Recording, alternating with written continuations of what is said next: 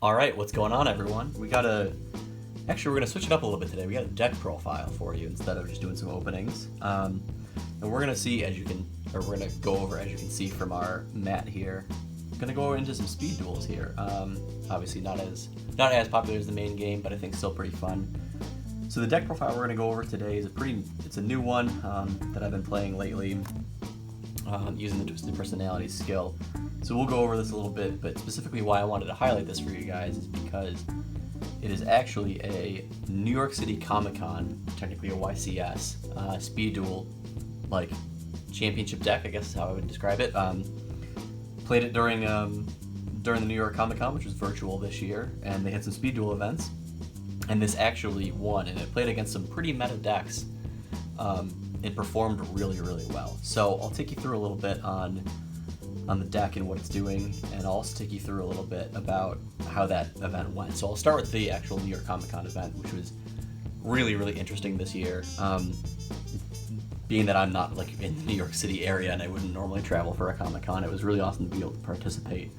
I know unfortunately you weren't able to participate. No, I didn't have a remote duel set up ready. Right, but for those of us that did have remote duels up and running and ready to go, it was very, very fun.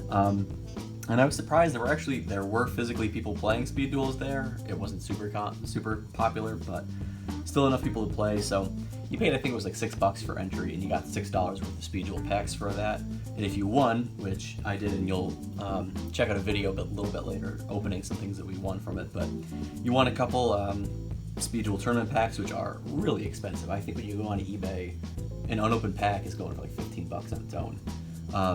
Obviously, Dark Magician Girl is a super rare in it, worth a couple bucks, but the real money's in some of the ultra rares that are in there, anywhere from $80 to even like $300, $350 for some of them. So that was definitely an incentive for me to play at least. But the event I think went really well. I think most of them, they were firing them off like every 2 hours, and it was usually 3 rounds. So in my first round, and I'll go a little more in depth on some strategies specifically that came into play against some of the different opponents, but my first round I played against a Blue Eyes deck that I thought was pretty well constructed. I think one of the strengths of Blue Eyes in the current meta of speed duels is that it's able to use Champion's Vigilance really well, and just having a negate in the game currently, I mean, you know, if you play normal Yu-Gi-Oh! Right now, you know how having multiple negates is really important. Well, in speed duels, if you can just have one, I mean, your opponent going second is only going to have 5 cards, so if you can just automatically shut down one of those cards, like, you're in a great spot.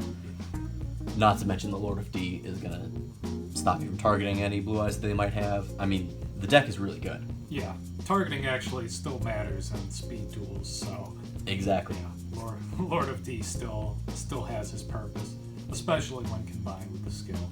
Exactly. So, every time I played him, I think I was facing either 2 Blue Eyes or a Tyrant Dragon, right? Yeah. Or a Blue Eyes and a Tyrant Dragon. So it was definitely a tough matchup.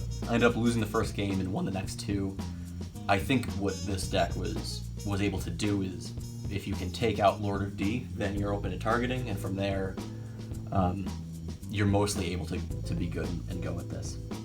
Second round actually was easier than my easiest round between the first and third rounds. And I was playing against a Toon deck, and I think he just wasn't really drawn very well. But as you'll see a little bit later, with some cards I'm able to switch out with my side deck specifically, once you know against the Toon deck that he's running Toons, if you can just shut down that spell card, which honestly is similar to the Blue Eyes deck, if you can just shut down him activating Flute of Summoning Dragon, you're going to hit the deck at a really important part. So being able to hit that spell card I think was pretty important there. But there was a 2-0 win, and then I went, lost the first game of the third round against, again, another YouTuber, I think his name is like Rook Stable or something like that. Check him out, he's got some great speed duel content. We'll link in the description if we can find him. Yeah, and he's great. He was awesome to play against, and he was running, I think, the most meta deck in the current meta, which is the Perfectly Ultimate Great Moth, which is going to run Parasite Paranoids to take control of your monsters or change them to insects, and then tribute them off to be able to play 1 or 2 Perfectly Ultimate Great Moths, and from there, it's just chaos entirely. So that deck is able to do so much with shutting you down and putting out a lot of power. So Without further ado, I'll go into the deck, and now that I kind of gave you that context, I'll give you a little bit on some key cards that came up in certain matchups between those. So, first one up is Twisted Personality. I'll hold it here so you can hopefully read it, if we can get it to focus a little bit. This is great. Every time you lose life points, you put a counter on it, and by removing 2, you can rip a card from your opponent's hand, and by removing 3, you can destroy a card they control, which is great. Again, this came in, against the Blue Eyes deck, I was just destroying Lord of D all the time. Against the Toon deck, I was destroying Toon World and just like won so easily. It was a little bit more tricky against the Perfectly Ultimate Great Moth deck, but if you could even rip one of those or rip a card from their hand later on in the game, once things start to get into attrition a little bit more, that was really important. So next, we ran 2 Lava Golems.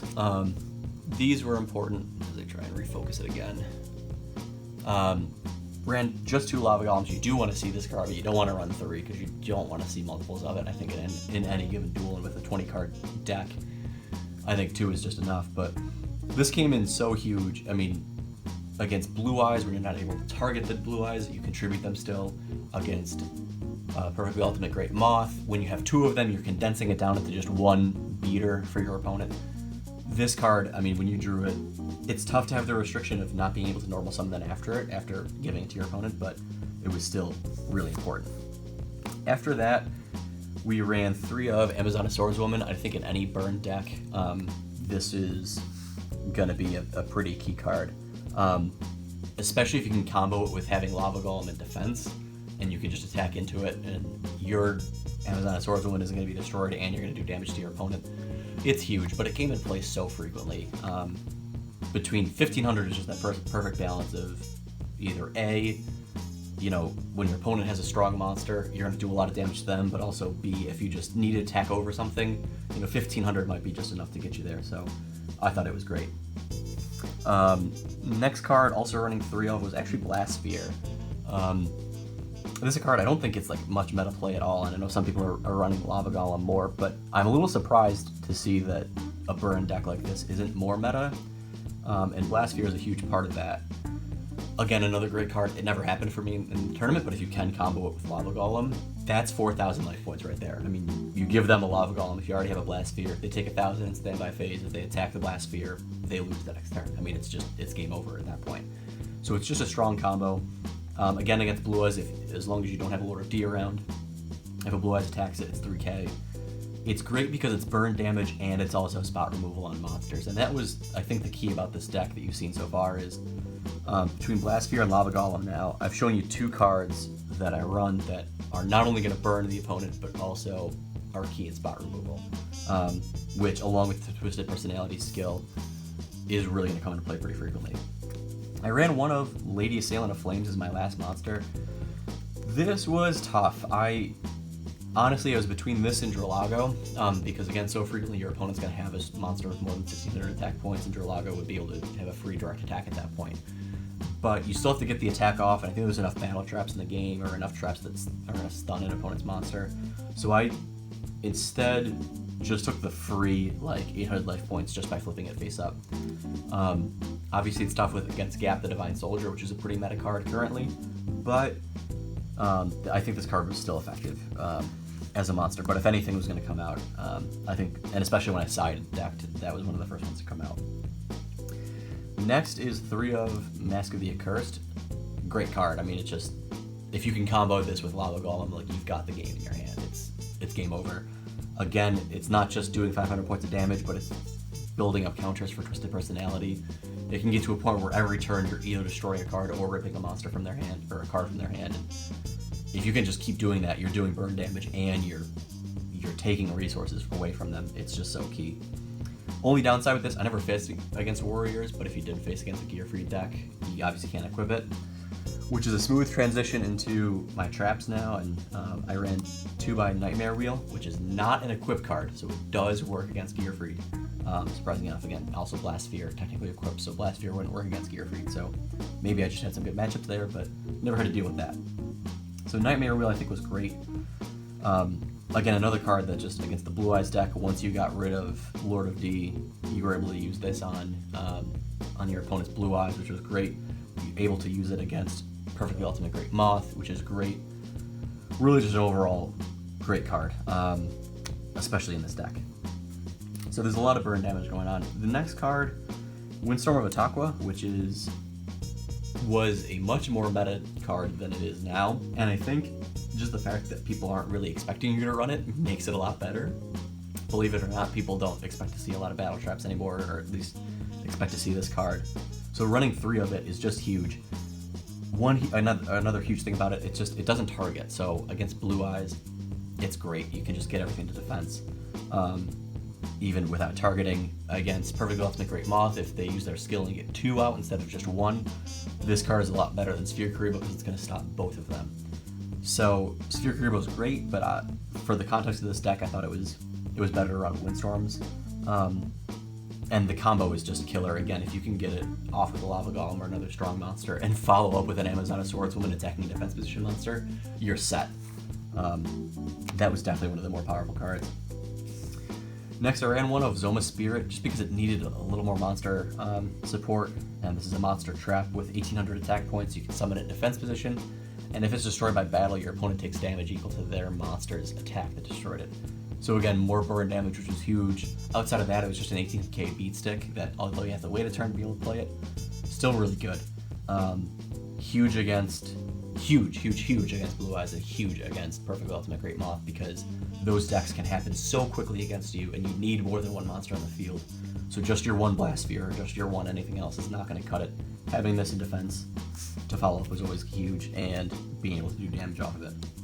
Next, and this is a little bit interesting. I ran one of Magic Jam, or one of 7 Tools. I think I preferred 7 Tools because you pay life points, which gives you some counters and twisted personality, but the key is, and we'll get to this with my side deck, but this allowed you the versatility going into any game 1 to be able to stop magic or trap cards, which was really important. I mean, Magic Jammer was huge against Blue Eyes and huge against the Toon deck.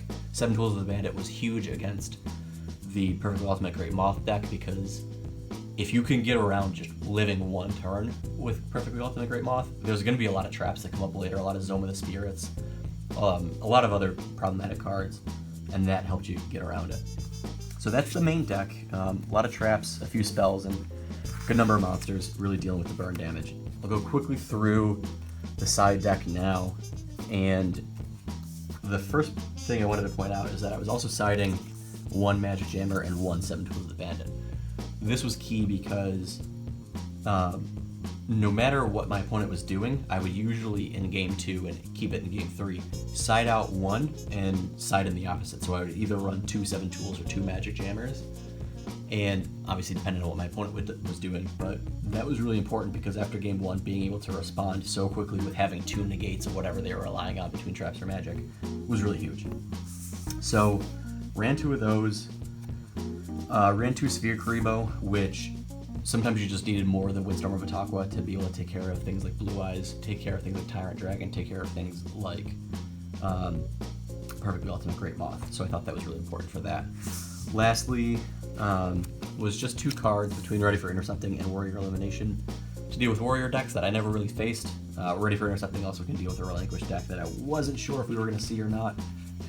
Yeah, so Warrior Elimination and Ready for Intercepting. Specifically Ready for Intercepting I think was really good. Against Warriors, if you do see it against Relinquished deck, which you might see, but also a pretty meta deck, is Gravekeepers? Gravekeepers, yes, exactly. Sorry, I forgot about that. Another one where if you can interrupt it at all, I think that's a pretty good card for it. So overall, everyone, that's the deck. I hope you enjoyed the video. The point of me doing this really too was to show off, like, I know that there's a few decks in the game that are pretty meta right now, but especially after these new starter or structure decks, whatever came out, starter decks, whatever you want to call them, I really didn't understand why this like burn strategy wasn't getting more attention devoted to it. I know like the Gravekeeper kind of does a little bit of burn with it, but I don't know. I think the deck is really viable enough on its own, which is obviously why I played it for the New York Comic Con, and I think I was right because I ended up winning. So thanks so much for watching, and keep an eye out for a video as well that we're gonna have pretty soon, opening some of the prize stuff that we got and showing off what that was. So thanks so much for watching.